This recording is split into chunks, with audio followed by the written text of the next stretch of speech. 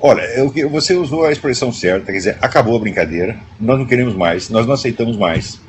O povo não aceita as autoridades constituídas, porque foi ele mesmo que as constituiu. Então, o poder constituinte tem, vamos dizer, autoridade soberana sobre o poder constituído. Isso aqui é coisa básica, está na Constituição, que o povo é soberano, é o poder soberano, seja através dos seus representantes, seja diretamente. Isso é básico, está na Constituição a falar diretamente. Então isso quer dizer que a vontade do povo manifestada de maneira direta é a autoridade que está acima de todas as outras, está acima da presidência, acima do Congresso, acima do STF, acima das Forças Armadas, acima do raio que eu parta. Só existe uma autoridade, esse é o povo. O povo já manifestou o que quer.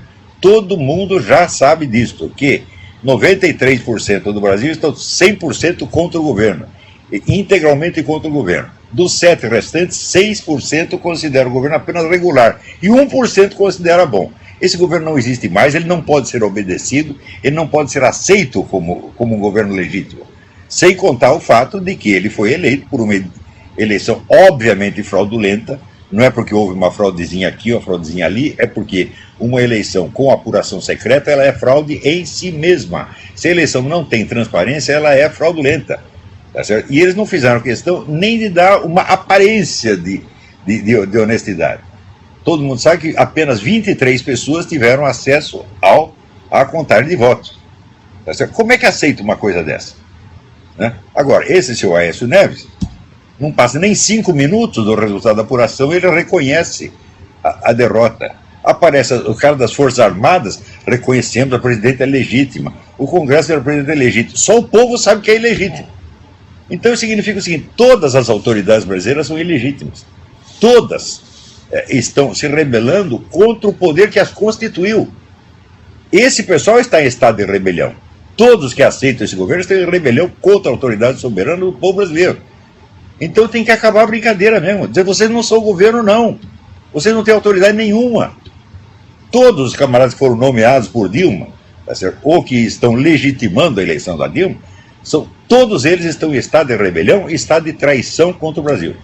E não podem ser aceitos como autoridade de maneira alguma. Isso inclui todos os deputados, todos os comandantes de Forças Armadas, todos os juízes do STF, todos eles. Quem quer que reconheça a Dilma como presidente depois da eleição feita pela Smartmatic está contra a autoridade soberana do povo e não pode ser obedecido nem respeitado de maneira alguma.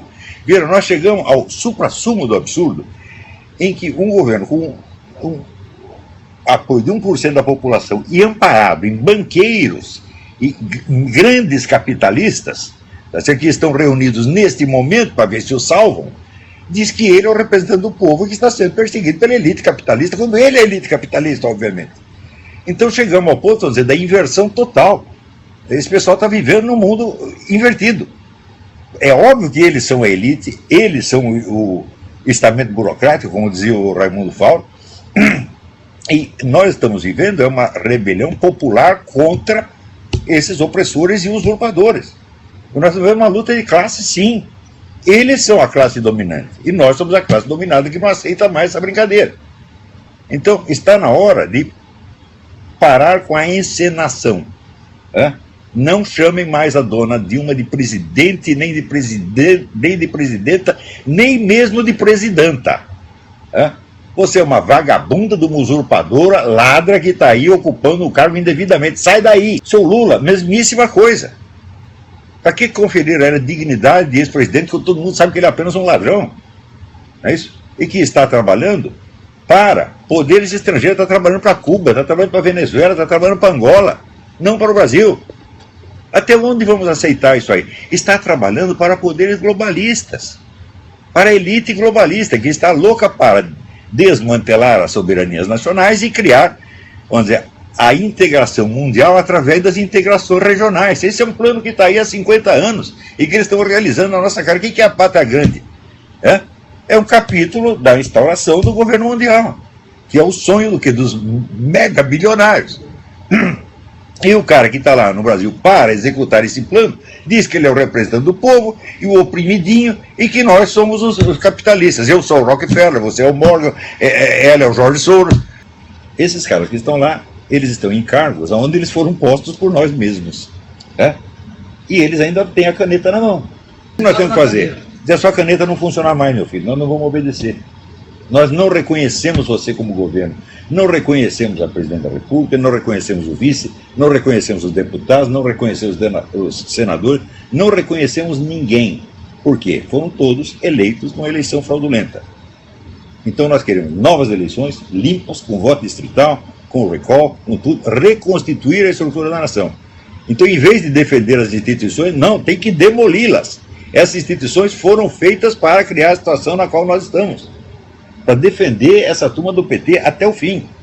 Então tem que derrubar as instituições, evidentemente, e criar outras, de acordo com a vontade popular soberana. O primeiro que entrar no Congresso diz: olha, seus deputados, vocês vão embora, nós aqui ocupamos o edifício, nós somos o governo provisório e marcamos eleições para o dia tal. As Forças Armadas, se quiserem, que venham aqui nos fuzilar. Ou quem aderir. No dia seguinte, os milicos estão do seu lado. Esse é o ponto. Você está entendendo? Se eu tivesse 30 anos a menos e estivesse no Brasil, eu ia fazer exatamente isso. Quantas pessoas você precisa? Uma. Um sujeito vai lá, deita na porta da garagem e fala: não vai entrar ninguém aqui. O que você não consegue pensar, você não consegue fazer. Então, primeiro você tem que fazer no pensamento. Portanto, nas palavras. Porque, em primeiro lugar, você tem que espalhar perante a população essa simples ideia, essa simples convicção de que eles não têm governo e de que eles não têm obrigação de obedecer essas pessoas. Se eles não tiverem convictos disso, eles não vão fazer nada. Então esse é o primeiro passo. Mas discutir esses meios, eu acho que é prematuro. Entendi. O pessoal mal ouviu falar de desobediência civil. Outro dia, pela primeira vez, eu divulguei os meus livros, até que a técnica. Tem que começar a estudar esse negócio aí. Agora, enquanto isso, o que nós fazemos? Espalhamos pela população a seguinte ideia: não há governo, você não é obrigado a obedecer. Continue fazendo o que eles estão fazendo. Quando o nego aparece no restaurante, você vai, acosta, te encalha, faz o diálogo, mostra o total desrespeito. É isso. Não pare, não pode parar. É o negócio do Paulo Mercadante. Não parar, não precipitar e não retroceder. Essa é a norma. O que seria precipitar? Seria criar, vamos dizer, um movimento concreto de resistência, como esse aí, por exemplo, agora. Não está no momento. Tem que ser legítimo. Você primeiro precisa ter o apoio de coração de toda a população. Então, não adianta você ter a visão correta da ação se as pessoas não estão dispostas. Elas não estão dispostas por quê? Aí entra o fator cultural, que as desarma intelectualmente, tá certo? E você tem a dispersão da sociedade brasileira, que a sociedade está espalhada num território imenso, contra um governo que está lá escondido em Brasília e que você nem consegue chegar lá. Então, essas são as dificuldades que nós temos que vencer. Então, resultado, nós temos que primeiro espalhar essa coisa, essas ideias da desobediência civil na sociedade como se fosse um gás, um spray. E pensar as ações concretas depois. Não existe ação sem o agente. Então, primeiro, preparar a mente do agente, para que ele esteja disposto a fazer o que tem de fazer. Então, essa retaguarda cultural e psicológica é coisa básica. Isso tem sido desprezado no Brasil. O Brasil é muito praticista. O que nós vamos fazer? Falo, calma aí, não é assim. Você primeiro precisa quem vai fazer.